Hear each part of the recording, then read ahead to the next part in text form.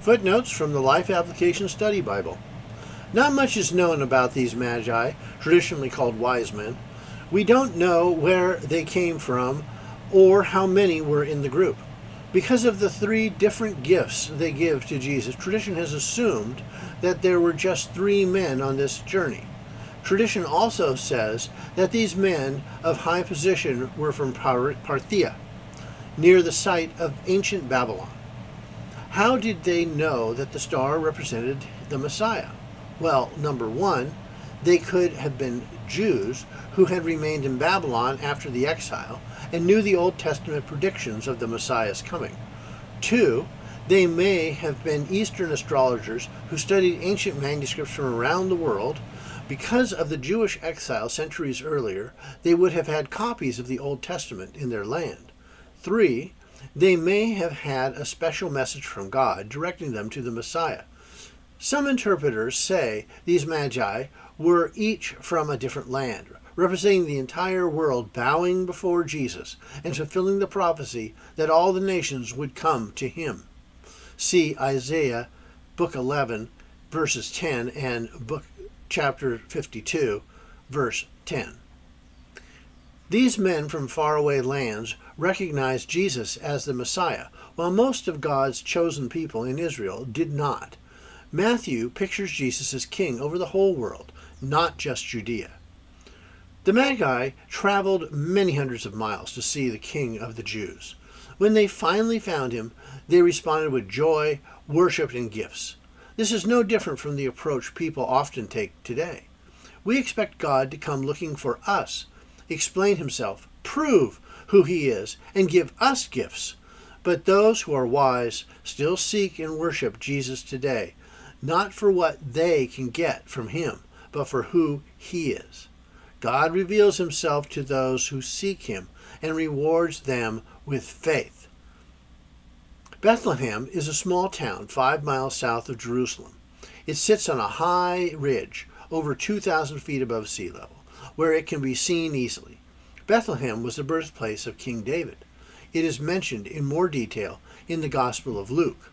Luke also explains why Joseph and Mary were in Bethlehem when Jesus was born, rather than Nazareth, their hometown. The land of Israel was divided into 4 political districts and several lesser territories.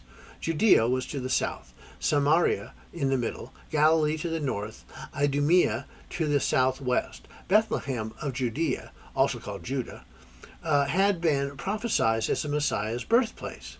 See Micah chapter 5, verse 2. Jerusalem was also in Judea and was the seat of government for Herod the Great, king over all 4 political districts. After Herod's death, the districts were divided among 3 separate rulers. Although he was a ruthless, evil man who murdered many, even in his own family, Herod the Great supervised the renovation of the temple, making it much larger and more beautiful. This made him popular with many Jews. Jesus would visit Jerusalem many times because the great Jewish festivals were held there. The Magi said they saw Jesus' star. Centuries earlier, Balaam had referred to a coming star out of Jacob. See Numbers chapter 24, verse 17. Some say this star may have been a conjunction of Jupiter, Saturn, and Mars around the same time. A variety of other explanations have been offered. But couldn't God, who created the heavens, have created a special star to signal the arrival of his Son? Whatever the nature of the star, these Magi traveled many miles searching for a king, and they found him. Herod the Great was quite disturbed when the Magi asked about a newborn king of the Jews, because, 1, Herod was not the rightful heir to the throne of David. Therefore, many Jews hated him as a usurper. If Jesus really was an heir, trouble would arise. 2, Herod was a ruthless villain, and because of his many enemies, he was suspicious that someone would try to overthrow him. 3, Herod didn't want the Jews, a religious people, to unite around a religious figure. 4, if these Magi were of Jewish descent and from Parthia, the most powerful region next to Rome, they would have welcomed a Jewish king who could swing the balance of power away from Rome. The land of Israel, far from Rome, would have been easy prey for an eastern nation trying to gain more control, as Assyria and Babylon had done centuries earlier. Matthew reveals that both Herod and the people of Jerusalem were disturbed. When Jesus was born into the world, people immediately began to react. His presence did not soothe and comfort most people. Instead, it startled and disturbed them. In some, like the Magi, he awakened spiritual longings. In others, fear and insecurity. Things have not changed that much since Jesus still upends, stretches, and disrupts us. Because God entered our world in person when Jesus was born, we dare not sit idly by, ignoring and rationalizing our inaction.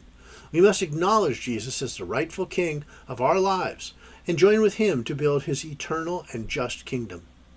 The chief priests and teachers of the law were awake of Micah chapter 5, verse 2, and other prophecies about the Messiah. Matthew repeatedly highlighted both their knowledge and their unbelief. The Magi's news troubled Herod because he knew that the Jewish people expected the Messiah to come soon. Most Jews expected the Messiah to be a great military and political deliverer, like Alexander the Great. They took their cues from scriptures, like Psalm 2 and number 1 Samuel chapter 2, verses 1 through 10.